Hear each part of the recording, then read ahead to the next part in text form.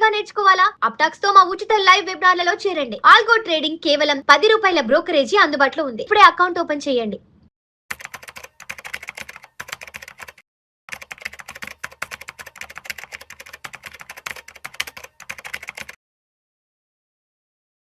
నమస్తే, welcome to Vishnu talks. నేను విష్ణు. ప్రస్తుతం నాతో పాటు AMFI registered mutual fund distributor Bonigila Salman garu ఉన్నారు. సార్తో మాట్లాడతాం. సాల్మన్ గారు నమస్తే. సార్ నమస్తే అండి విష్ణు గారు. సాల్మన్ గారు, నిన్నటి నుంచి అన్ని వార్తాపత్రికల్లో కానీ టీవీలో కానీ డిజిటల్ మీడియాలో రిజర్వ్ బ్యాంక్ ఆఫ్ ఇండియా బంగారాన్ని విక్రయించిందంటూ విపరీతమైన వార్తలు వస్తున్నాయి. దీనికి సంబంధించి బ్లూంబర్గ్ కూడా ఒక నివేదిక ఇవ్వడం, బ్లూంబర్గ్ ఇచ్చిన నివేదికకి ఆర్బీఐ కానీ అదేవిధంగా ప్రభుత్వం కానీ కౌంటర్గా కొన్ని వ్యాఖ్యలు కూడా చేయడం జరిగింది. అసలు వార్త ఏంటంటే, రూపాయి విలువను కాపాడడానికి ఆర్బీఐ బంగారం అమ్మిందా? ఇది అసలు నిజమేంటి? బంగారం అమ్మలేదని ప్రకటించిన ఆర్బీఐ ఇదే విషయాన్ని స్పష్టం చేసిన కేంద్రం. బ్లూంబర్గ్ నివేదికలో నిజం లేదని స్పష్టీకరణ. దేశంలో 880 టన్నుల బంగారం ఉన్నట్లు వెల్లడి. ఏంటి అసలు? నేను ఒక 2-3 రోజుల నుంచి RBI versus gold versus Bloomberg ఏం జరుగుతుంది అసలు? చూడండి విష్ణు గారు, బ్లూంబర్గ్ రిపోర్టు నేను కూడా చూశాను. ఏమిటంటే రూపాయి విలువను కాపాడడం కోసం ఆర్బీఐ గోల్డ్ అమ్మింది అని ఇచ్చారు. అయితే reserve bank of India clarity ఇచ్చింది, మేము ఎటువంటి గోల్డ్ అమ్మలేదు, క్లారిటీ ఇచ్చింది. అంటే ఇప్పుడు చూడండి, మన రిజర్వ్ బ్యాంక్ ఆఫ్ ఇండియా దగ్గర ఫారెక్స్ రిజర్వ్స్ అంటే ఫారిన్ ఎక్స్చేంజ్ రిజర్వ్స్ సుమారుగా మన దగ్గర $680 బిలియన్ ఉంది. ఈ కన్ఫ్యూజన్ ఎందుకు వచ్చిందంటే, ఒక 6 నెలలు 1 ఇయర్ క్రితం $740 బిలియన్ ఉన్నది రూపాయి బలహీనపడటం వలన ఎక్స్పోర్ట్స్ తక్కువ ఉండి ఇంపోర్ట్స్ అంటే క్రూడ్ ఆయిల్, బంగారం మనం ఎక్కువ ఇంపోర్ట్ చేసుకోవటం వల్ల మన యొక్క ఫారెక్స్ రిజర్వ్స్ తగ్గిపోయింది. అలాగే కరెన్సీ ఎఫ్ఐఐలు విపరీతంగా సెల్లింగ్ వల్ల లాస్ట్ 6 months మన క్యాపిటల్ అకౌంట్ నుంచి డబ్బులు వెళ్ళిపోవటం వల్ల, డెఫిసిట్ అవ్వటం వల్ల, మన యొక్క ట్రేడ్ డెఫిసిట్ అవ్వటం వల్ల మన రూపాయి విలువను కాపాడుకోవడం కోసం ఈ యొక్క ఫారెక్స్ రిజర్వ్స్ తగ్గినాయి కాబట్టి ఇది వచ్చింది. అయితే ఇక్కడ ఏమిటంటే, ఇది ఫిజికల్గా రిజర్వ్ బ్యాంక్ ఆఫ్ ఇండియా ఎటువంటి బంగారాన్ని అమ్మలేదు. 880 టన్నులు మన దగ్గర ఉంది.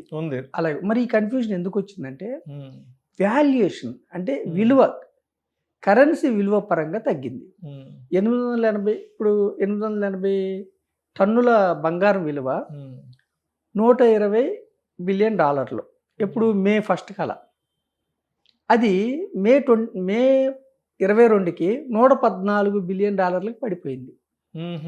పడిపోతే రిజర్వ్ బ్యాంక్ డేటాను చూసి వీళ్ళు ఏమంటుంటే, బ్లూంబర్గ్ వాళ్ళు విలువ పడిపోవడం వల్ల అమ్మారు అనుకున్నారు. అయితే క్వాంటిటీ ఏం మారలేదు, 880 టన్నుల బంగారం అలాగే ఉంది. మరి ఎందుకు పడిపోయింది బంగారం అంటే పరిమాణం ప్రకారం అంతే ఉంది, క్వాంటిటీ మార్కెట్ వాల్యుయేషన్ తగ్గింది. మార్కెట్ వాల్యుయేషన్ కరెక్ట్ మాట చెప్పారు. వాల్యుయేషన్ తగ్గింది. $114 బిలియన్ తగ్గింది. $120 బిలియన్ ఉన్న విలువ 114 తగ్గింది. ఎందుకు తగ్గిందంటే, మే 1 కల్లా మనకి లండన్ బులియన్ మార్కెట్ అసోసియేషన్ అక్కడ ప్రకారం రేట్లు ఉంటాయి, మన బంగారపు రేట్లు. అంటే లోకల్గా మర్చెంట్స్ వేరే విధంగా ఉంటాయి, మన యొక్క ఇంపోర్ట్స్ చేసే సెవెన్ కలుపుకొని ఇది వేరే జిఎస్టీ. యాక్చువల్గా బంగారం కొలమానం LBMA ప్రకారం చూస్తే, లండన్ బులియన్ మార్కెట్ అసోసియేషన్ ప్రకారం చూస్తే, మే 1కి ఔన్స్ బంగారం ధర $4,700.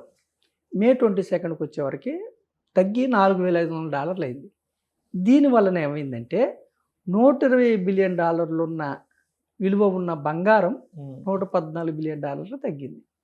అంటే మన కరెన్సీలో 11,45,000 కోట్లు ఉన్న విలువ 10,98,000కి తగ్గిందనమాట.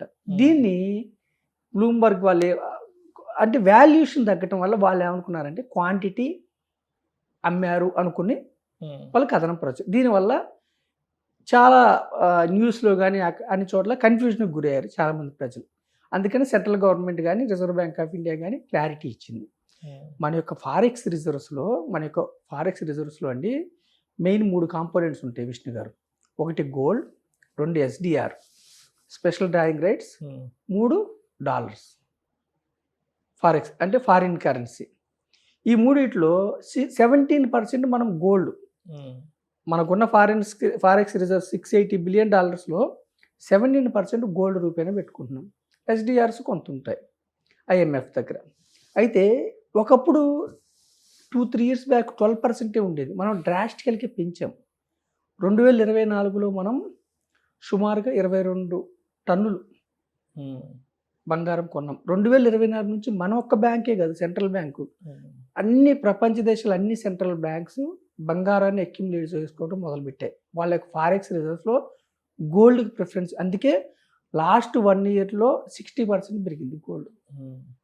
అంటే ఎందుకంటే డాలర్స్ మొత్తం ఫారెక్స్ రిజర్వ్స్ డాలర్స్ రూపేనా పెట్టుకుంటే ఎప్పుడైనా శాంక్షన్స్ వేసినప్పుడు, అంటే రష్యా మీద శాంక్షన్స్ వేశారు, అలాగే ఇరాన్ మీద అమెరికా శాంక్షన్స్ వేసినప్పుడు ఇబ్బంది అవుతుంది. కాబట్టి వ్యూహాత్మకంగా అన్ని బ్యాంక్స్, చైనా బ్యాంక్ కావచ్చు, even American bank, central bank కూడా బంగారానికి ఉండాలి. ఎందుకు ఉంటున్నారంటే వాళ్ళ డాలర్కి విలువ ఉండాలంటే బంగారం సపోర్ట్ ఉండాలి. సో 2024లో మనం 22 టన్నులు కొన్నాము. 2025లో 4 టన్నులు బంగారం కొన్నాము. 2026లో అయితే కేవలం ఇప్పటి వరకు ఈ 6 నెలల్లో 1 టన్ను కొన్నాము. అసలు ఏప్రిల్ అయితే 0. కానీ మనమైతే గోల్డ్ అయితే ఏం అమ్మలేదు. $680 బిలియన్ మన యొక్క ఫారెక్స్ రిజర్వ్స్ పడిపోతే కూడా మన యొక్క మ్యాక్రో ఎకనామిక్ పరంగా మనం స్ట్రాంగ్గా ఉన్నాము. ప్రజలు భయపడాల్సిన పని ఏమి లేదు. ఎందుకు ఏం లేదంటే జీడిపి ప్రపంచ దేశాలతో పోలిస్తే మన జీడిపి స్ట్రాంగ్గా ఉంది. ఇన్ఫ్లేషన్ కూడా బీభత్సంగా ఏం పెరగలేదు. జిఎస్టీ కలెక్షన్ సుమారుగా అటు ఇటుగా 2 లక్షల కోట్లు వస్తున్నాయి. జాబ్ డేటా బాగుంది. పాపులేషన్ ఎక్కువ, youth population especially 28 to 30 years average ఉంది. కన్జంప్షన్ పెరిగింది. సో ప్రజలు భయపడాల్సింది ఏం లేదు. ఇప్పుడు ఇబ్బంది ఏమిటంటే ఎక్స్టర్నల్గా యుద్ధం ఉండటం వల్ల, క్రూడ్ ఆయిల్ పెరగటం వలన మన యొక్క డాలర్స్ ఫారెక్స్ రిజర్వ్స్ కొంతవరకు తగ్గినాయి. దానికి సంబంధించి మన యొక్క గవర్నమెంట్, మన యొక్క మానిటరీ అథారిటీస్ ఏం చేయాలో అది చేస్తున్నాయి. ఇబ్బంది పడాల్సిన అవసరం లేదు. రేపు ఎఫ్ఐఐని ఎలా వెనక్కి తీసుకురావాలో కూడా మన యొక్క గవర్నమెంట్ ఆలోచిస్తుంది. దాని గురించి మనం ఇబ్బంది పడే పని లేదు. కేవలం బంగారం ఏమిటంటే క్వాంటిటీ తగ్గలేదు, క్వాంటిటీ అలాగే ఉంది, విలువ మాత్రమే. $120 బిలియన్ ఉన్న బంగారపు విలువ $114 బిలియన్ తగ్గింది. మళ్ళీ బంగారం విలువ అంతర్జాతీయ మార్కెట్లో పెరిగితే మళ్ళీ పెరుగుతుంది. ఆబ్వియస్గా మార్కెట్ వాల్యుయేషన్ పెరుగుతుంది. అది ప్రజలు అర్థం చేసుకోవాలి. రైట్. సో అంటే మొత్తానికి ఆర్బీఐ దగ్గర ఉన్న గోల్డ్కి సంబంధించిన వాల్యుయేషన్ని తగ్గింది, మార్కెట్ వాల్యూ తగ్గింది. బట్ దాన్ని బ్లూమ్బర్గ్ కొంత అంటే అర్థం చేసుకోవడంలో, బ్లూమ్బర్గ్ వాళ్ళు అర్థం చేసుకోవడంలో కొంత తప్పుగా, నెగిటివ్గా అర్థం చేసుకుని ఆ వార్తను ప్రచురించడం జరిగింది. సో మొత్తానికి ఏదో చిలుక గాలివాయినట్లుగా మొత్తానికి ఇప్పుడు వాళ్ళు వీళ్ళకి కౌంటర్ వేయడం, వీళ్ళు వాళ్ళకి కౌంటర్ వేయడంగా తయారైపోయింది. దేశానికి వచ్చిన ప్రమాదం ఏం లేదు. మ్యాక్రో ఎకనామిక్స్ పరంగా మనం చాలా స్ట్రాంగ్గా ఉన్నాము. ఎక్స్టర్నల్ సెక్టార్ మన చేతిలో లేదు. చూడు, మన ఇంట్లో సమస్య అయితే మనం సాల్వ్ చేసుకోవాలి, బయట సమస్య కదా.